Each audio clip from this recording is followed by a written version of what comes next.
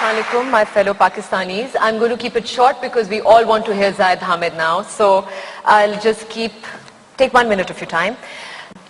First of all, I welcome all of you, especially the motivated and passionate boys and girls who hold the future of Pakistan in their hands. You are our future. While organizing this event, I held various meetings at home with these electric bunch of children who are absolutely wonderful. And on the first meetings, 2 girls from Canade walked in and they asked me something. They said, "Ma'am, one of the reasons we came today was to find out how come you're getting involved in all this." This question did not take me by surprise, but it got me thinking. What does it mean to be a celebrity, or a designer, or a businessman, or a singer, or an artist? For that matter, or a politician or a banker. What does it mean? Does it mean that you have so much glamour and glitz and power that people don't expect anything good of you? Is that what our children expect from their role models? What does this mean? It troubled me. Now, rather than the selfless example set by our beloved Rasulullah and the Khulafai Rashideen, where power actually meant responsibility, selfless commitment and sacrifice, our kids see the opposite. They see power corrupts.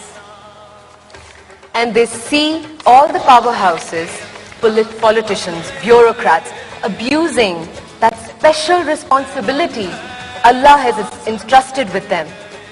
I don't blame the children. But you know what? I'm here to tell you something a little different. I'm here to tell you that the time has come. The time has come for change. The time has come for true spiritual revival. The time has come for true leaders and role models.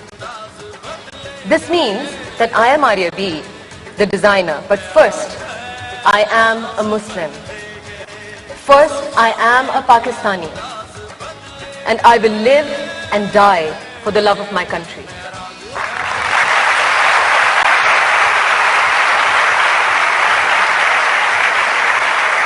Get ready to witness magic, ladies and gentlemen, and get ready to believe. Because the time has come for Pakistan to rise again. It is time to wake up our nation. We will not stand by and watch our country being hijacked by corrupt leaders. The change will start here. We will light the torch. Lahore will lead the reform. So get ready to wake up, Lahore. Listen with your heart to the magical words and passion and wisdom of Mr. Zaid Hamid.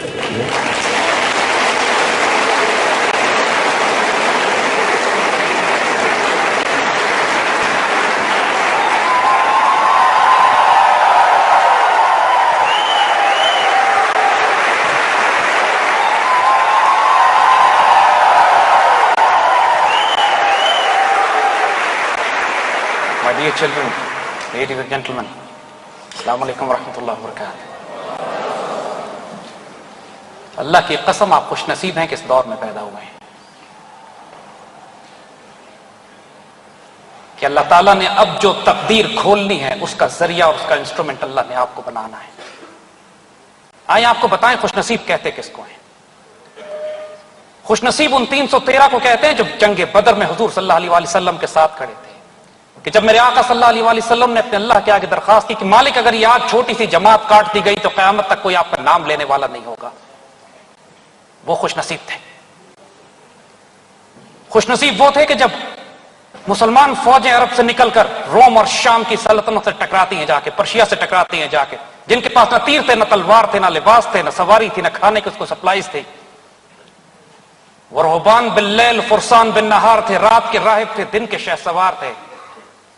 وہ پراسرار لوگ تھے جن کو اقبال یہ غازی یہ تھے پراسرار بندے کہتے ہیں. دو نیم ان کی ٹھوکر سے صحرا و دریا تھے, سمٹ کر پہاڑ جن کی ہیبت سے رائی تھے. یہ وہ خوش نصیب لوگ تھے کہ جو اللہ کی تقدیر کو تکمیل دینے والے تھے. اللہ ان سے پوچھتا تھا بتاؤ کیا چاہتا. یہ وہ لوگ تھے کہ جن کے حکم پر کائنات اپنی تقدیر اپنی تاریخ تبدیل کر لیتی تھی. یہ پراسرار لوگ تھے. وہ وقت یاد کریں کہ جب اندلسیہ پر مسلمانوں نے اپنی فوجیں بھیجنی تھی، وہاں کے لوگوں کو وہاں کے ظلم اور ستم سے نجات دلانے کے لیے۔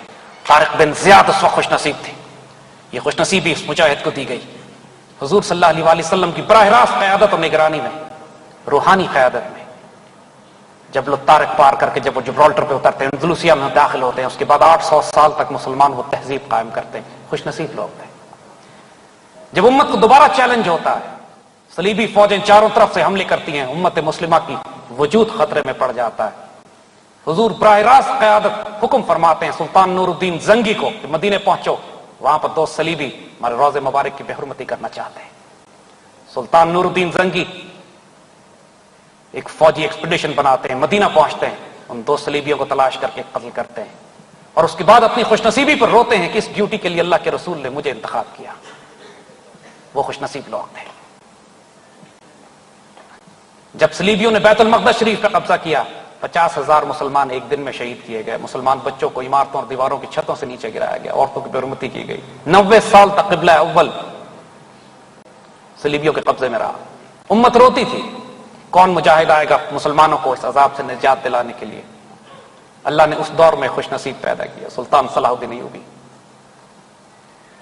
وہ وقت یاد کریں، اس آنکھ بند کر کے صرف اس وقت کو سوچو ذرا ایک لمحے کے لیے کہ جب مسلمان فوجیں بیت المقدس شریف کے گرد گھیرا ڈالے ہوئے تھے، اور اللہ تعالیٰ نے وہ بیت المقدس شریف جو پہلے سیدنا عمر رضی اللہ تعالیٰ عنہ نے فتح کیا، اس کے بعد کئی 100 سال مسلمانوں کے پاس رہا، اور پھر دوبارہ اس کو حاصل کرنے کی سعادت سلطان صلاح الدین ایوبی کے نصیب میں آئی۔ آئیں آپ کو بتائیں اور خوش نصیب کون ہے؟ سلطان ٹیپو۔ جب پوری مسلمان ملت ایک آزمائش میں آتی ہے، 1000 سال مسلمان ہندوستان پر حکومت کرنے کے بعد جب زوال پذیر ہوتے ہیں، آؤ تمہیں سنائیں تاریخ امم کیا ہے۔ شمشیر الصنا والطاؤس رباب، آخر تلواروں اور تیروں سے مجاہدانہ میدان جنگ سے جو مسلمان تاریخ شروع ہوتی ہے، اس کا انجام رقص و سرور اور رباب اور ناچ گانے پہ پہنچتا ہے۔ Sultan Tipu last stand, he makes a stand, he knows his odds against the British, none۔ چاروں طرف سے غداروں میں گھرے ہوئے ہیں، ایک طرف مرہٹا ہے، ایک طرف نظام حیدرآباد کی فوج ہے، ایک طرف انگریزوں نے گھیرا ہوا ہے۔ اور وہ الفاظ یاد کیجئے گا، ٹیپو سے جب کہا جاتا ہے کہ ہتھیار ڈال دیجئے، انگریز آپ کو گرفتار کر لیں گے، ہمارا شیر جواب دیتا ہے، شیر کی ایک دن کی زندگی گیدڑ کی 100 سال کی زندگی سے بہتر ہے، اور لڑتے ہوئے شہید ہو جاتا ہے۔ انگریزوں پر اتنی دہشت ہوتی ہے اس شیر کی، شیر میسور کی، کہ جب وہ شہید بھی ہو چکے ہوتے ہیں تو ان کی لاش کے قریب کوئی انگریز نہیں جاتا۔ اس کو خوش نصیب کہتے ہیں۔ آئیے آپ کو بتائیں اور خوش نصیب کون ہے؟ جب پاکستان بن رہا تھا، پوری امت مسلمہ میں تاریکی چھائی جا چکی ہے، خلافت عثمانیہ ٹوٹ چکی ہے، مغل ختم ہو چکے ہیں، ہندوستان پر انگریزوں کی حکومت ہے، اور کانگریس ہندو جمہوریت اور ڈیموکریسی کے نام پر اپنی اکثریت ثابت کر کے انگریزوں کو منوا چکے ہیں تقریباً کہ تم ہندوستان چھوڑ جاؤ، ہندوستان ہمارے حوالے کرو۔ 1000 سال سے جو ہمارے غلام رہے وہ ہم پر حکومت کرنے کا خواب دیکھ رہے تھے۔ اس موقع پر نہ مسلمانوں کے پاس کوئی قیادت تھی، نہ فکر تھی، نہ سوچ تھی، نہ سیاست تھی، نہ پالیٹکس تھی، نہ آرمی تھی، نہ آئیڈیالوجی، نہ اسٹیٹ، نہ گورنمنٹ۔ اس موقع پر اللہ نے امت پر احسان کیا، اپنا خاص تحفہ بھیجا۔ علامہ اقبال، وقت قلندر، درویش، فقیر، ان کا فلاسفر ہونا، پولیٹیکل اینالسٹ ہونا، لائر ہونا، یہ سب نگاہوں کا پردہ ہے۔ اصل حقیقت وقت کا قلندر تھا، فقیر و درویش۔ That is the reality of Iqbal. جب قائد اعظم مایوس ہو کے یہاں سے چلے جاتے ہیں کہ اب پاکستان نہیں بنایا جا سکتا، اس وقت علامہ اقبال ان کے پیچھے جاتے ہیں، ان کو لے کر آتے ہیں، کہتے ہیں حالات ڈیسپریٹ ہیں، but just wait, miracle is just about to happen, and people would not believe him۔ 1938 میں جب اقبال کا انتقال ہونے لگا، اس وقت تک تو پاکستان ریزولوشن بھی پاس نہیں ہوئی تھی، and you know what, people came to him and people said آپ نے وعدہ کیا تھا ہم سے کہ پاکستان ملے گا ہمیں، کہاں ہے پاکستان؟ 1938 تک تو وجود نہیں تھا مسلم لیگ کا، مسلمانوں کا کوئی کانسیپٹ نہیں تھا مینار پاکستان کا، تصور پاکستان کا، پاکستان ریزولوشن کا۔ آپ نے ہم سے جھوٹے وعدے کیے، ہم آپ کی امید پر اٹھ کے بیٹھ گئے تھے کہ آئندہ آنے والے وقتوں میں ایک ہوں گے مسلم حرم کی پاسبانی کے لیے، نیل کے ساحل سے لے کر تاب خاک کاشغر۔ یہ کب ہوگا، کیسے ہوگا؟ بے یقینی کی کیفیت تھی، جیسے آج ہمارے بچے مایوس ہوئے ہیں کہ یہ پاکستان عروج پہ کیسے پہنچے گا، سب کچھ کیسے ٹھیک ہوگا۔ اس وقت بھی سوال ہوتا تھا، ہم ہندوستان میں چھوڑ دیے جائیں گے, ہم پہ ہندوستان ہندو حکومت کریں گے, انگریز جانے والا ہے, اب کیا ہوگا؟ ذرا اس قلندر کی اس کا کانفیڈنس دیکھیے, اس کا یقین دیکھیے, اس کا ایمان دیکھیے, کیا کہتے ہیں ان تمام سوالوں کے جواب میں. دیکھو آرام سے بیٹھو. عشق کو فریاد لازم تھی سو وہ ہو چکی, عشق کو فریاد لازم تھی سو وہ ہو چکی, اب ذرا دل تھام کے فریاد کی تاثیر دیکھ, دیکھ اب کیا ہوتا ہے.